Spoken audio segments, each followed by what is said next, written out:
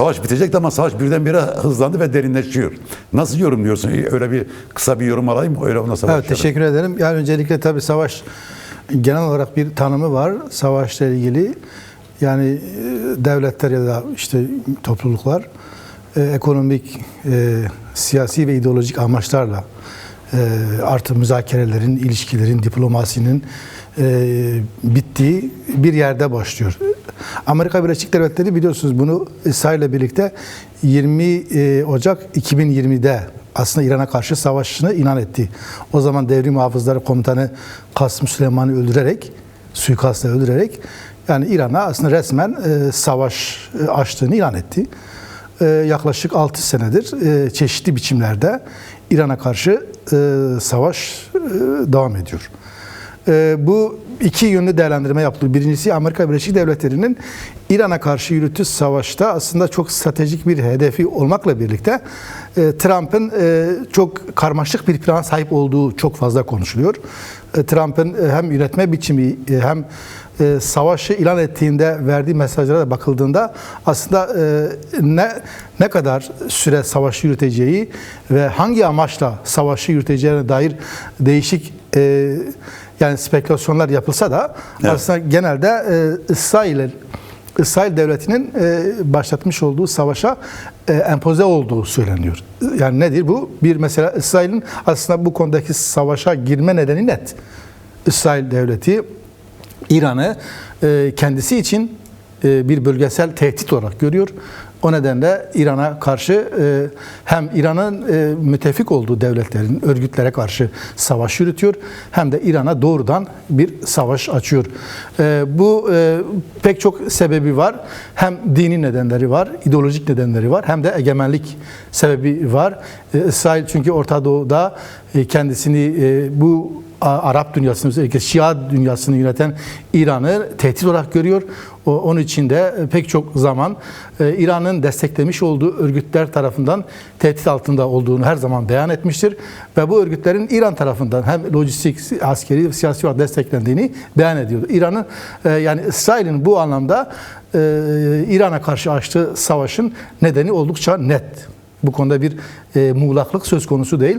Şimdi bilançoya bakıldığı zaman da örneğin sizin de ifade ettiğiniz gibi yani İran'ın işte dini ruhani liderini öldürdüler bu savaşta. Pek çok üst düzey bürokratını, yöneticilerini, askeri ve siyasi yöneticilerini öldürdüler suikastla.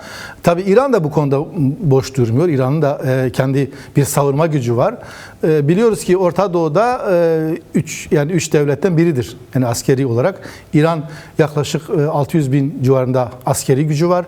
400 binin üzerinde de hem devrim muhafızları hem besiciler diye tarif ettikleri milis gücüne sahip bir devletten bahsediyoruz. Tabi yaklaşık... Ama bu savaşta bu kaba güç çok önemli olmadı. Çünkü İran hava sahası tümüyle kaybetmiş durumda.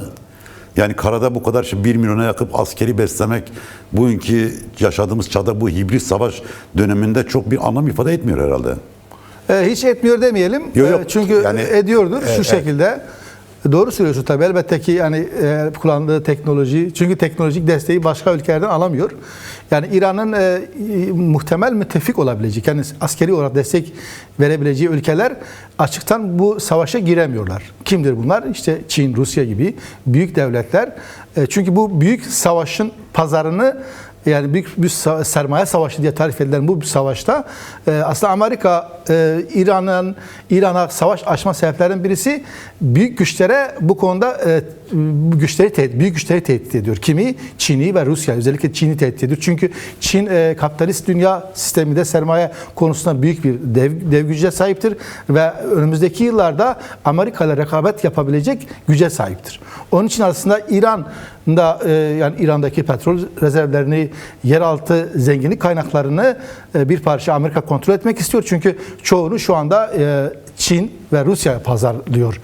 Özellikle Çin'e pazarlıyor İran.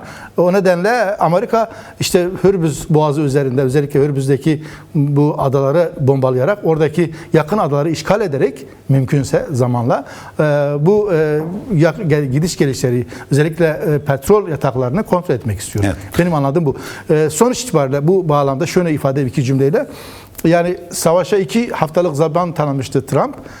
Ama 20 gün geride kaldı. 3. haftada geçti. Bu konuda mesafe aldı söylenebilir tabii kendince. Fakat aynı zamanda desteği de kaybediyor bazı konularda. Uluslararası alanda benim kanaatime göre Amerika Birleşik Devletleri istediği desteği alamıyor Avrupa Birliği'nde. Mesela diyelim işte İsrail'in Lübnan'a açtığı savaşta, kara savaşında pek çok ülke, 5 ülke, özellikle Almanya, Fransa, İtalya, Kanada ve 5 ülke dün bir açıklama yaptılar ve dediler ki İsrail'in Lübnan'a açtığı savaşı kabul etmiyoruz. Bu savaştan geri çekilmesini, kara savaşını kabul etmiyoruz ve müzakereler başlamasını istiyoruz. Bunun için şunu ifade ediyorum. Bu aslında çünkü bu savaş birbirine bağlantılı bir savaş. O nedenle Amerika Birleşik Devletleri bence o konuda oldukça zorlanıyor. Yani benim kanaatime göre şimdi İran çok kültürlü, çok yani din konusunda tabii farklı dini inançlar olmasına rağmen biliyoruz yani yaklaşık %90'ı Müslüman topluluktan oluşuyor ve bunun %50'si Şia yani mezhebine ait. Şia da Müslümanlığın bir kolu biliyoruz yani Hz. Muhammed'in ölümünden sonra Hz. Ali'nin peygamberliğinin son peygamber olduğunu kabul eden bir inanç biçimi ve bu %50'lik bir orana tekabül ediyor bildiğim kadarıyla İran'ın dini ve sosyolojik yapısı içinde. Bunun yaklaşık %20'si Azerilerden oluşuyor. Yani bir 15 milyon civarında Kürt var. 3-4 milyon civarında Beluci var. Bir kısım Arap var. Dürzi var. Yine biraz Türkmen var. Yani topluluk içerisinde tüm toplulukları bir araya getirdiğim vakit aslında İran'ın şu anda ördüğü rejime bakıldığında bu rejim tüm toplumların ihtiyaçlarını karşılayamıyor. Bu konuda tek dine inanca dayalı, bir mezhebe dayalı bir devlet sistemini kurmuş. Onun için aslında son yıllarda halkların alanlardaki duruşuna bakıldığında aslında halkların önemli bir bölümü bu rejimin değişmesi konusunda bir yaklaşıma sahip. Çünkü İran Şiiler desteklemiyor yani kesinlikle yani %50 bir Şii toplumu olması hepsinin sistem içerisinde rejimi desteklediği anlamına gelmiyor. Zaten siz bir oran verdiniz. %30 civarında sandığa gidip oy kullanan insanlar. Bunda bir kısım Şii'dir ve diğer topluluklardır. Yaklaşık %10'u bildiğim kadarıyla gayrimüslimdir. Şimdi tabii bu yakın zamanda rejimi gördük biz. Suriye rejimini gördük. Nasıl yıkıldığını gördük aslında. Yani İran rejimi elbette ki kıyaslama yapmak durumundayız bazı ülkelerde. Yani dış müdahale konusunu savunmuyoruz. Bir kişi olarak savunmuyorum dış müdahaleyi. Fakat bir realite var şu anda. 2003 senesinde Irak müdahalesi yapıldığında da yani dış müdahaleye pek çok devlet, topluluklar karşıydı ve buna rağmen Amerika Birleşik Devletleri değişik devletlerin desteğini alarak savaşı sürdürdü, bugüne kadar getirdi. Yine Suriye için de hakeza böyle. İran konusunda da bence yani İran bir rejim değişikliğine uğrayacaktır. Ama bu Suriye gibi reforme mi edilecek? Yani Suriye'de bir rejim değişikliği yapılmadı. Evet. Yani Suriye'de bir yönetim değişikliği yapıldı şu anda. Yani hala bir rejim değişikliğinden bahsedemiyoruz. Ama bir yönetim değişikliği oldu biliyoruz biz. Yaklaşık 54 sene Baas'ın iktidarı sona erdi ve yerine yeni başka devletlerin desteğiyle yeni bir yönetim getirildi. Şimdi İran mevzusu yani bir iki şey konusunda Doğan Hoca'nın bahsettiği sanki biraz eksik kaldı kanaatime göre. Doğalgazla ilgili İran yani Rusya şu anda Avrupa Birliği devletleri 2027 Şubat'ında Rusya'dan artık sıvılaştırılmış doğalgazı almayacaklar. Evet. Bunu kim karşılıyor şu anda? Amerika karşılıyor. Yani Amerika likit gaz yani bu doğal gazı sıvılaştırma olarak tarif ettikleri likit gazı şu anda Avrupa'ya satıyor ve pahalıya satıyor. demin tarif ettiğimiz şey de aslında Amerika bu kaynaklara sahip olarak Avrupa'nın tüm pazarını tutmak istiyor. Ya bir de Pazar meselesi. bir notta ben düşeyim de ama Evet. Almanya Başbakanı Metz geçen 2 gün önce, 3 gün önce bir açıklama yaptı. Bu Amerika Rusya petrollerine koyduğu ambargo gevşetmek isteyince dedi ki Ukrayna savaşı ortada dururken, Rusya'nın Ukrayna işgal meselesi ortada dururken kesinlikle Rusya'ya yönelik ambargoda bir gevşeme olmaması gerekiyor. Biz Evet. bunun faturasını ödemeye hazırız dedi. Kesinlikle. Evet.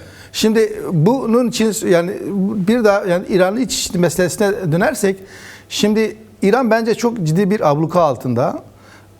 Yani İran'ın değişme oranı çok yakın zamanda mı olur onu bilmiyorum. Orta vadede İran reforme edilecek kanaatime göre ve diğer toplumların da kendisini ifade edebileceği bir sisteme kavuşması lazım. Bu toplumsal bir ihtiyaç. Evet. Ama bu nasıl şekillenecek? Toplumların ihtiyaçlarına göre mi şekillenecek?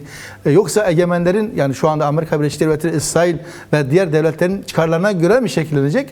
Bence oradaki toplumsal yapıların ortaya koyacağı tavrın da çok önemli bir rol oynayacağını düşünüyorum. Yani Güney Kürdistan, biliyoruz yani Güney Kürdistan yönetimleri hem Yeneke lideri hem Güney Kürdistan Başkanlığı açıklama yaptı. Trump tarafından görüşüldüğünü, Trump'la görüşme yapıldığını, Trump'ın onlardan destek istediğini ifade ettiler. Ancak kendileri bu savaşa dahil olmayacaklarını, tarafsız kalacaklarını beyan etmelerine rağmen İran tarafından saldırıya uğramaları doğrusu sıkıntılı bir durum. Neden? Çünkü Güney Kürdistan yani Kürt halkının güney tarafı biliyoruz yani kendi bir egemenlik yapısı var ve savaşa girmeme kararına rağmen saldırıya uğruyorsa bu şu demektir. Demek ki İran buradaki yapıyı, toplumsal yapıyı tehdit olarak görüyor. Tabii ki şunu biliyoruz realitede. Amerika Birleşik Devletleri'nin bazı üslerinin Güney Kürdistan'da olduğunu biliyoruz. Oradan da muhtemel saldırılar yapılıyor. Bu İran'ın oraya saldırma meşruiyetini kazandırmıyor tabii. Çünkü yani saldırı yapan Amerika Birleşik Devletleri'dir. Dolayısıyla Kıbrıs'tan da İngiltere üslerini kullanıyor diyelim Amerika. Oradan da yani İsrail, İran oradaki üslere saldırma hakkını doğurmuyor. Yani halka saldırma hakkını doğurmuyor kanaatime göre. Sanırım 300'ün üzerinde füze fırlatmış.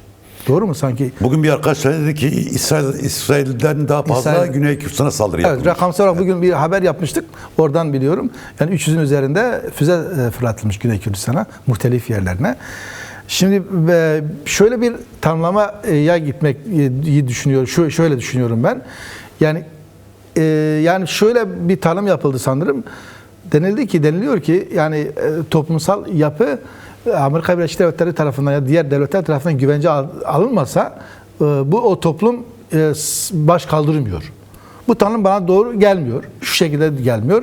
Çünkü bir ay evvel İran toplumluğu yaklaşık bir aydan fazla ciddi bir sıradan sürecini yaşadı.